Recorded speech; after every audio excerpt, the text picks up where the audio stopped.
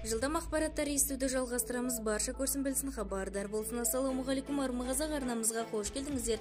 Әлемде және де Қазақстанда болып жатқан жаңалықтарды алғашқылар қатарында біле отырғыңыз келсе, арнамызға жазылып лайк түймесін басыңыз.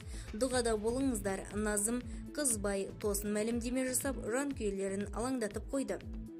Бокстан Қазақстан әйелдер құрамасының капитаны Назым Қызбай әлем чемпионатындағы дайындық барысындағы бөлісіп, жанкүйерлерін алаңдатқан жазба жариялады деп хабарлайды Алаш.кз. Инстаграм парақшасында спортшы 4 дүркін әлем чемпионы атануға ниет екендігін айтып, дайындық кезеңі жайлы баяндады. 21 күн бойы тер төгіп, жанымызды салдық. Жалпы физикалық дайындықтың кезеңі аяқталды.